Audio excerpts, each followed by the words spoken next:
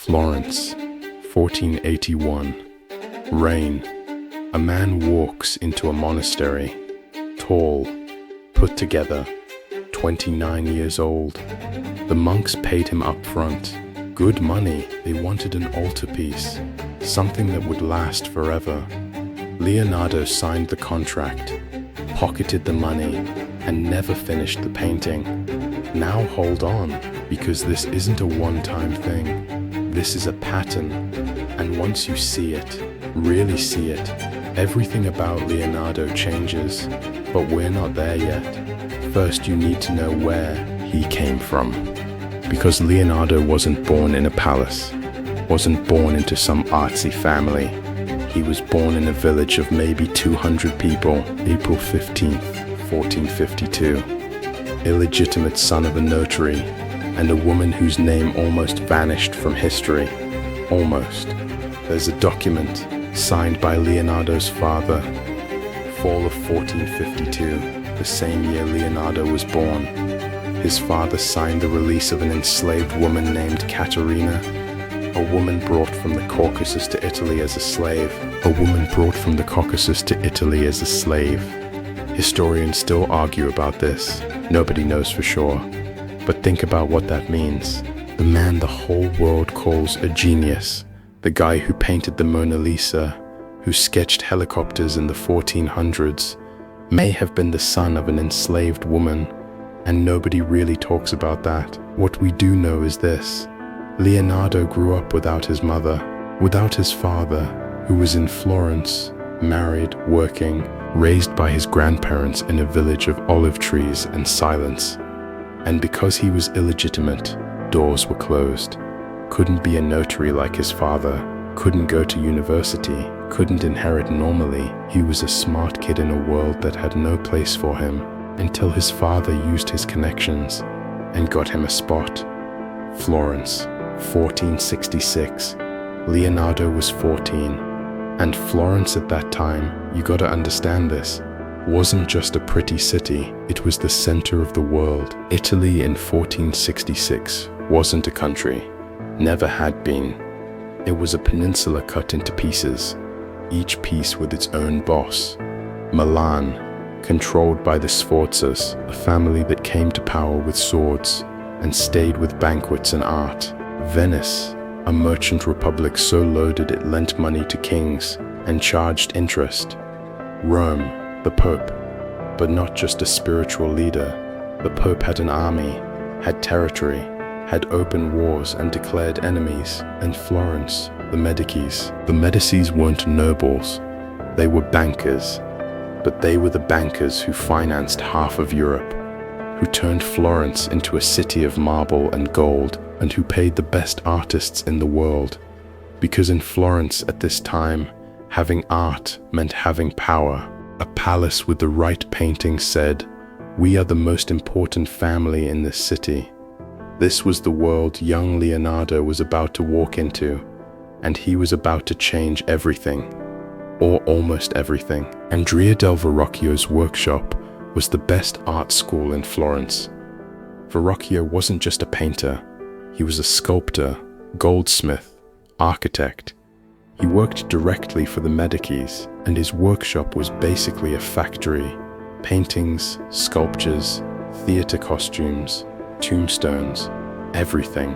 Leonardo walked in at 14 as an apprentice, and right away something was off. The other apprentices learned the techniques and replicated them, delivered the work, followed the rules. Hours staring at pigeons mid-flight, water running through a ditch, how light changed on a face throughout the day, how a muscle moved under skin. The other apprentices thought he was weird. Verrocchio got scared. Legend has it, and there's reason to believe it, that one day Verrocchio saw an angel Leonardo had painted in the corner of one of his canvases and realized his apprentice was better than the master and never picked up a paintbrush again. After 6 years of training, Leonardo opened his own studio in Florence. 26 years old, a future ahead of him, and then Florence blew up. Florence, April 1478, inside a cathedral.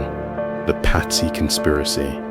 The Pazzi family were rivals of the Medicis, and in the middle of a mass, in the most important cathedral in Florence, packed with people, they attacked the two Medici brothers with knives. Giuliano de' Medici died right there, stabbed 16 times. Lorenzo, the magnificent, the most powerful man in Florence, barely survived, fled to the sacristy, locked the door with blood still running down his neck. In the days that followed, Florence was a city of horror. The Pazzi were hunted down, hanged, bodies displayed in windows. Leonardo was a court artist at the time, and he did something that shocked everyone. He drew the hanged men with the same cold precision he used for anatomy. Angles of the body, position of the arms, not as protest, not as celebration, as observation. This was Leonardo, a man who looked at the world's brutality with the same eyes he used to watch a bird in flight, and that detachment, that ability to observe without getting involved, would follow him his whole life, for better and for worse. 3 years later came the contract you already know about, the adoration of the Magi, the monks, the money up front. Leonardo started. The sketches were extraordinary. A painter. To Leonardo, painting was the least interesting thing he knew how to do. That tension between what the world wanted from him and what he wanted from himself never got resolved, not once, and it defined everything. Milan in 1482 was nothing like Florence. Florence was culture and beauty. Milan was power and war. Ludovico Sforza had grabbed control by pushing aside his own nephew.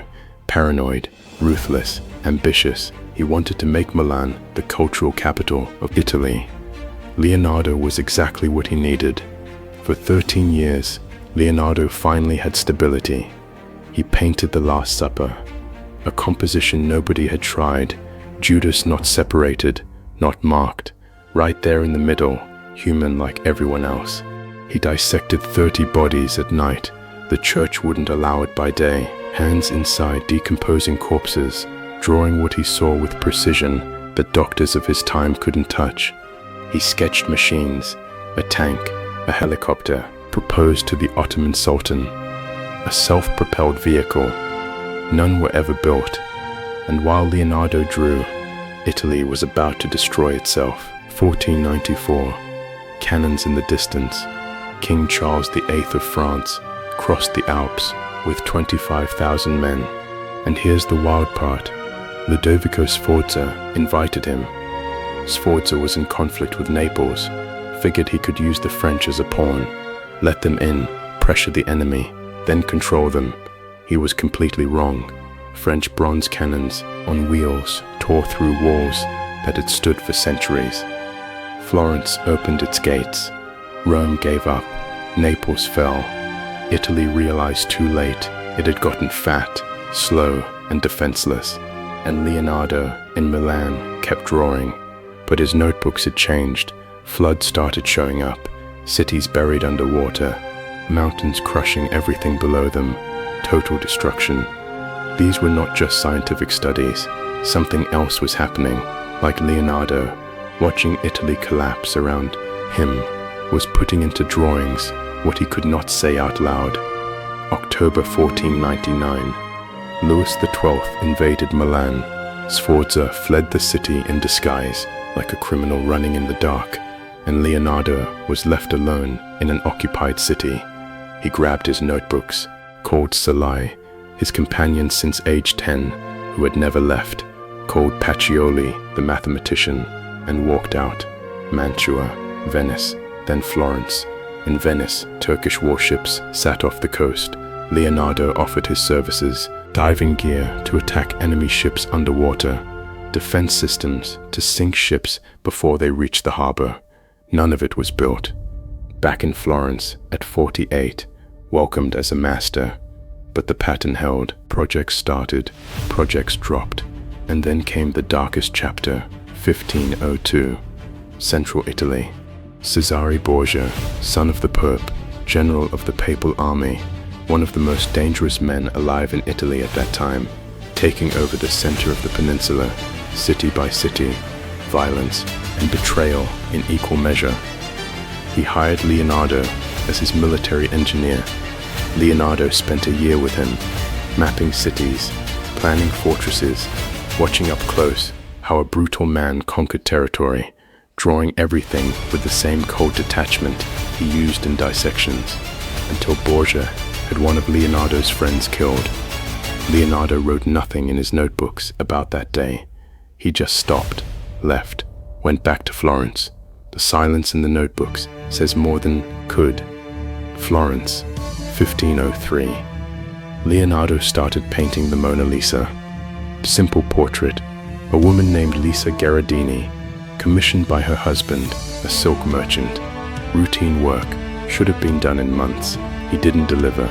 Not after 1 year, not after 2, not after 4. When called back to Milan in 1506, he took the painting with him, worked on it in Milan, took it to Rome, took it to France, and died with it. The Mona Lisa was never delivered to the man who paid for it. Leonardo kept it for 16 years. Why? Nobody knows.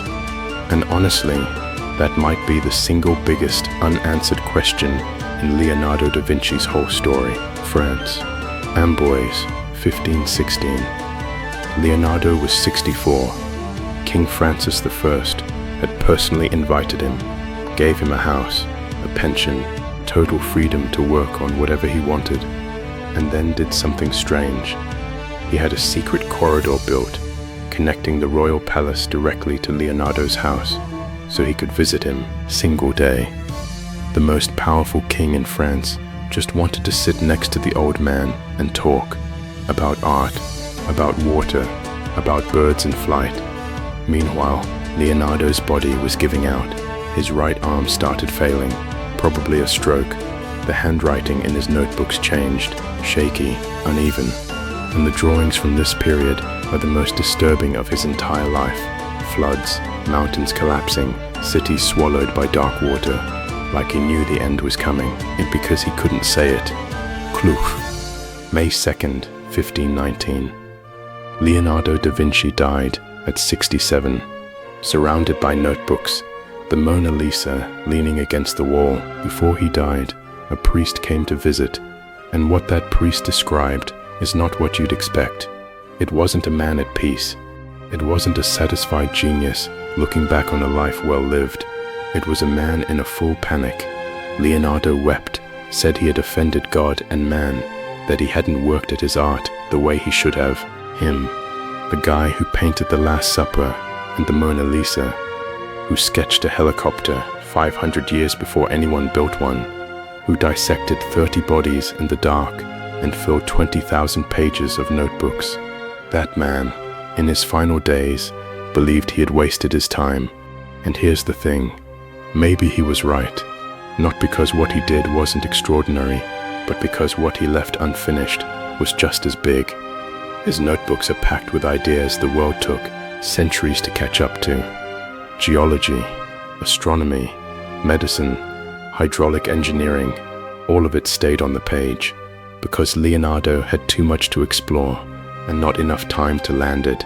Or, and this is the version nobody can prove, there was a voice inside him saying nothing was ever good enough to hand over, that the perfection he saw in his head never quite made it to his hands, and it was always easier to start something new than admit the old thing wasn't going to get there. Italy, the Italy Leonardo knew, was already gone before he died. Florence was conquered, the Medicis became dukes, the Republic died, Milan changed hands 5 times in 30 years, Rome was sacked in 1527 by Christian soldiers serving the most Catholic emperor in Europe. The Pope fled through a secret passage while the city burned. The Renaissance, that 100-year explosion of beauty and knowledge, died in that sack. Leonardo was already gone by then, dead 8 years, alone in a French village with his notebooks and his unfinished painting. Here is what you take away from all of this. Leonardo wasn't just a genius who couldn't finish things. He was a man trying to build something permanent in a house that was always on fire, an Italy with no country, no stability, patrons who fled in the middle of the night, cities that changed hands like property up for sale. And even in all that chaos, even with everything working against him, what he finished was enough to make the entire world stop for 500 years. Imagine what he could have done with peace.